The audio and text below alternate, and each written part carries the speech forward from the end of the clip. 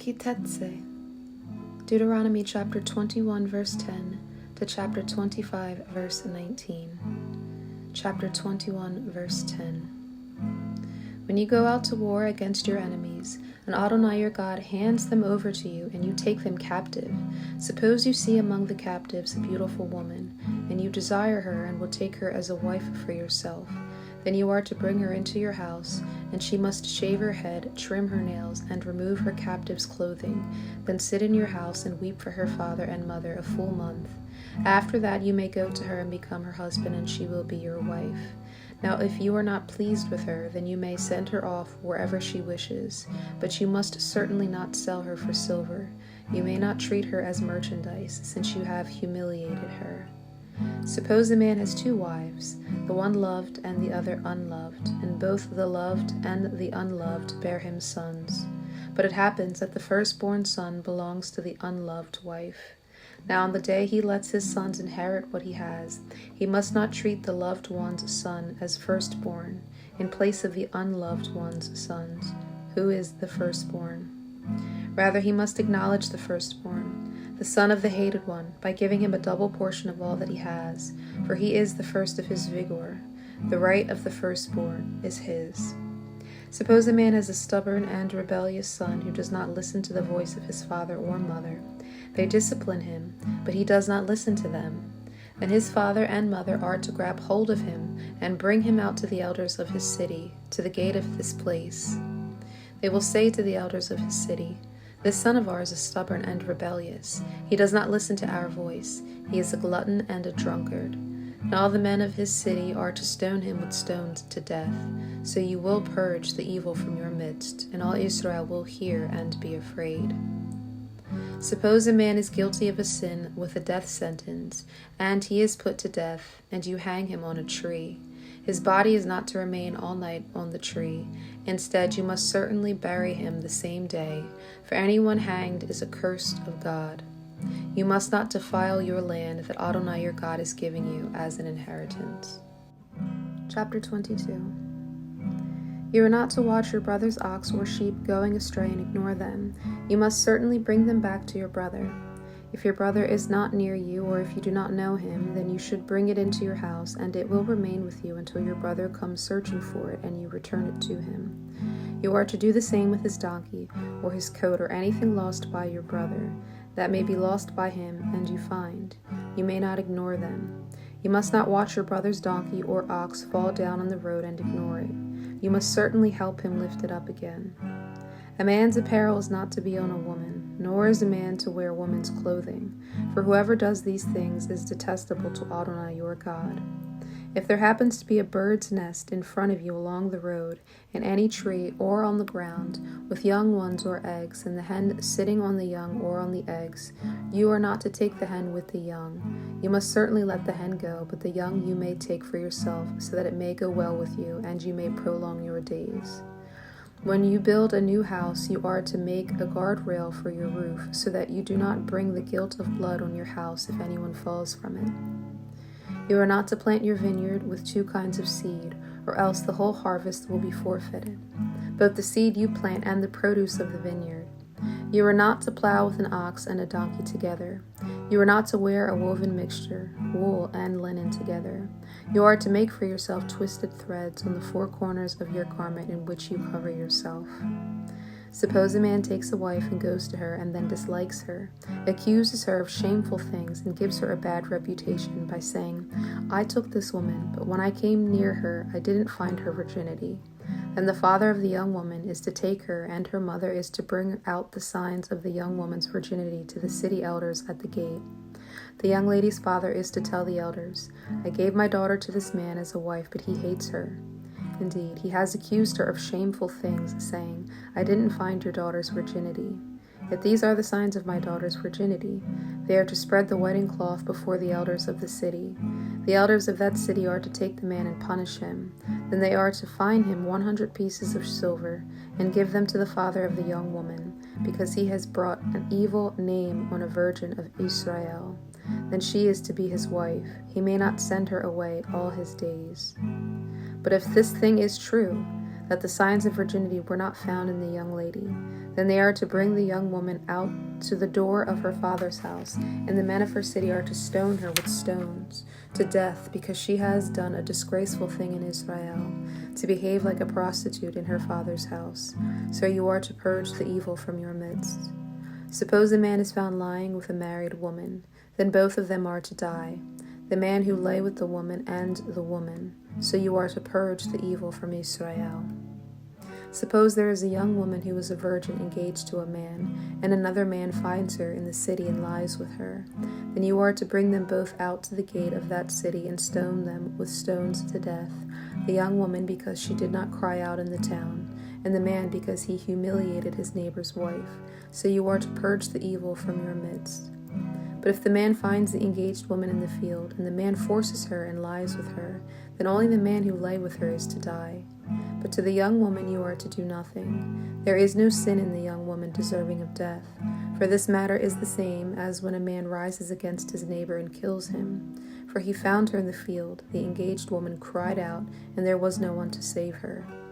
Suppose a man finds a young virgin who is not engaged, grabs her and lies with her, and they are discovered. Then the man who lay with her is to give to the young woman's father 50 pieces of silver, and she is to be his wife, since he has humiliated her. He may not send her away all his days. Chapter 23. A man is not to take his father's wife. He is not to expose his father's nakedness. No one with crushed or cut off genitals is to enter the community of Adonai. No one born of forbidden relations is to enter the community of Adonai. Even to the 10th generation, none of his descendants are to enter the community of Adonai. No Ammonite or Moabite is to enter the community of Adonai. Even to the 10th generation, none belonging to them is to enter the community of Adonai forever, because they did not meet you with bread and water on the way when you came out from Egypt, and because they hired against you Balaam, son of Beor from Petor of Aram Naharaim, to curse you. But Adonai your God refused to listen to Balaam, and Adonai your God turned the curse into a blessing for you, because he loves you. You are never to seek their shalom or welfare all your days. You are not to detest an Edomite, for he is your brother. You are not to detest an Egyptian, for you were an outsider in his land. The children born to them, the 3rd generation, may enter the community of Adonai. When you go out as an army camp against your enemies, you are to guard yourself from every evil thing. If there is among you a man who is not clean from a nighttime emission, he is to go outside the camp. He may not re-enter the camp. But toward evening he is to bathe in water, and when the sun sets he may re-enter the camp. There is to be a place at hand for you outside the camp, and you are to go there outside. You are to have a shovel for yourself among your weapons. And when you sit down outside, you are to dig with it and turn and cover up what comes out of you. For Adonai your God walks in the midst of your camp, to rescue you and to give your enemies over to you. Therefore your camp must be holy, so that he does not see anything indecent among you and turn away from you. You are not to hand over to his master a slave who seeks refuge with you from his master. Let him dwell with you in your midst, in the place he chooses within one of your town gates, the one that is good for him. You are not to mistreat him. None of the daughters of Israel is to be a cult prostitute, nor any of the sons of Israel a cult prostitute. You are not to bring the fee of a prostitute or the wages of a dog into the house of Adonai your God for any vow, for both of these are detestable to Adonai your God. You are not to charge excessive interest to your brother on money, food, or anything that may be loaned for interest. To a foreigner you may charge interest, but to your brother you are not to charge interest, so that Adonai your God may bless you in every undertaking of your hand, on the land you are going in to possess. When you make a vow to Adonai your God, you are not to delay to make good on it, for Adonai your God will certainly require it of you, and you would have sin on you. But if you refrain from making a vow, you would not have sin on you. Whatever comes out of your lips you are to take care to do, since you have vowed to Adonai your God a free will offering that you have promised with your mouth. When you come into your neighbor's vineyard, you may eat your fill of grapes, but you are not to put any in your basket. When you come into your neighbor's standing grain, you may pluck the ears with your hand, but you are not to swing a sickle on your neighbor's standing grain. Chapter 24. Suppose a man takes a wife and marries her. Now if she doesn't find favor in his eyes because he has found something indecent in her, He is to write her a certificate of divorce, hand it to her, and send her out from his house. When she leaves his house, she may go and become another man's wife. Now suppose the second husband dislikes her and writes her a certificate of divorce, and he hands it to her and she leaves his house. Or suppose the second husband who took her to be his wife dies. Then her former husband who sent her away may not take her again to be his wife after she has been defiled, for that would be detestable before Adonai. You are not to bring guilt on the land that Adonai your God is giving you as an inheritance. When a man takes a new wife, he is not to go out with the army or have any duty passed over to him. He is to be free at home for 1 year and make his wife happy. No one is to take a pair of millstones or the upper one as collateral, for this would be taking a livelihood as collateral. If a man is caught kidnapping any of his brothers from Bnei Yisrael, whether he treats him like property or sells him, then the kidnapper must die, so you are to purge the evil from your midst. Take care in the plague of Tza'arat. Be very careful to do all that the Levitical Kohanim instruct you, just as I commanded them, so you are to take care to do. Remember what Adonai your God did to Miriam along the way when you were coming out from Egypt. When you make any kind of loan to your neighbor, you are not to go into his house to get his pledge. You are to stand outside, and the man to whom you are making the loan is to bring the pledge outside to you. If he is a poor man, you are not to sleep with his pledge. You must certainly restore the pledge to him when the sun sets, so that he may sleep in his coat and bless you, and it is to be righteousness for you before Adonai your God. You are not to oppress a hired servant who is poor and needy, whether he is from your brothers or the outsiders in your lands within your town gates. On that day you are to give him his wages. The sun is not to set on it, for he is poor and sets his heart on it. Otherwise he will cry out against you to Adonai, and you will have sin on you. Fathers are not to be put to death for children, and children are not to be put to death for fathers. Each one is to be put to death for his own sin. You are not to twist justice for an outsider or orphan, and you are not to take as collateral a widow's clothing. But you are to remember that you were a slave in Egypt, and Adonai your God redeemed you from there. Therefore I am commanding you to do this thing. When you reap your harvest in your field and have forgotten a sheaf in the field, you are not to turn back to get it. It is for the outsider, for the orphan, and for the widow, in order that Adonai your God may bless you in all the work of your hands. When you beat your olive tree, you are not to search through the branches afterward. It is for the outsider, for the orphan, and for the widow. When you harvest your vineyard, you are not to pick over it afterward. It is for the outsider, for the orphan, and for the widow. You are to remember that you were a slave in the land of Egypt. Therefore, I am commanding you to do this thing. Suppose there is a dispute between people and they approach the court. The judges hear their case and declare one righteous and the other guilty. Now if the guilty one deserves to be flogged, the judge is to make him lie down and be flogged before him, with the number of lashes in proportion to his guilt. He may strike him 40 times, but no more.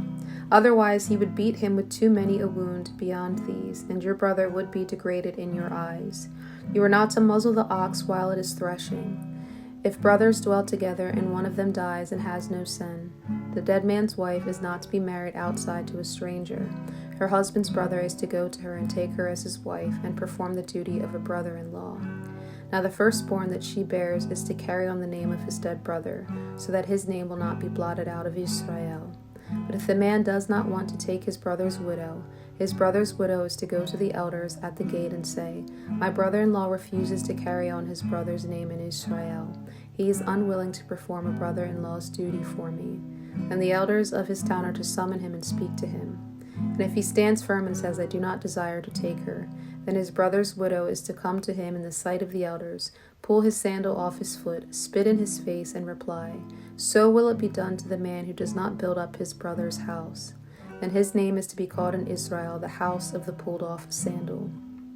Suppose people fight with one another, a man and his brother, and the wife of the one approaches to rescue her husband from the hand of the one hitting him, and she puts out her hand and grabs him by his genitals.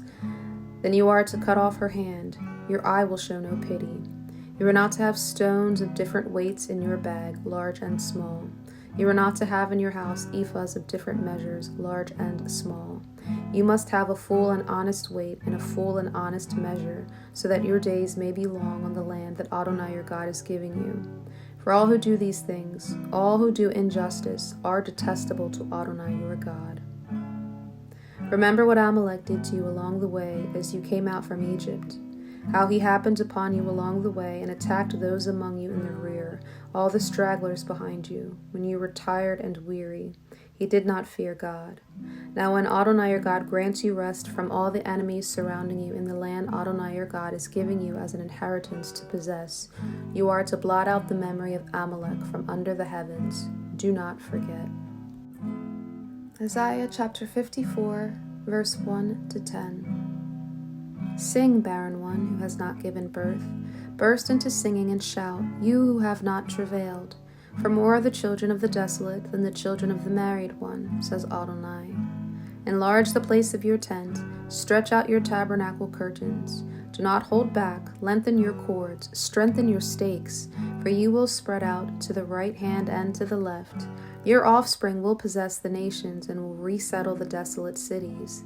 Fear not, for you will not be ashamed, nor cringe, for you will not be disgraced. For you will forget the shame of your youth, and you will remember the reproach of your widowhood no more. For your Maker is your husband, Adonai Tsavaot is his name. The Holy One of Israel is your Redeemer.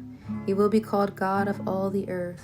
For Adonai has called you back like a wife deserted and grieved in spirit, like a wife of one's youth that is rejected, says your God. For a brief moment I deserted you, but I will regather you with great compassion. In a surge of anger I hid my face from you a moment, but with everlasting kindness I will have compassion on you, says Adonai your Redeemer. For this is like the waters of Noah to me. For as I swore that the waters of Noah should no more cover the earth, so I have sworn that I will not be angry with you, nor will I rebuke you. Though the mountains depart and the hills be shaken, my love will not depart from you, nor will my covenant of peace be shaken, says Adonai who has compassion on you. 1 Corinthians chapter 5, verse 1 to 5. It is actually reported that among you there is sexual immorality, and such immorality as is not even among the pagans, that someone has his father's wife. And you are puffed up. Shouldn't you have mourned instead, so that the one who did this deed might be removed from among you? For even though I am absent in body, I am present in spirit. I have already passed judgment on the one who has done this thing, as though I were present. When you are gathered together in the name of our Lord Yeshua, I am with you in spirit. With the power of our Lord Yeshua, you are to turn such a fellow over to Satan for the destruction of his fleshly nature, so that his spirit may be saved in the day of the Lord Yeshua.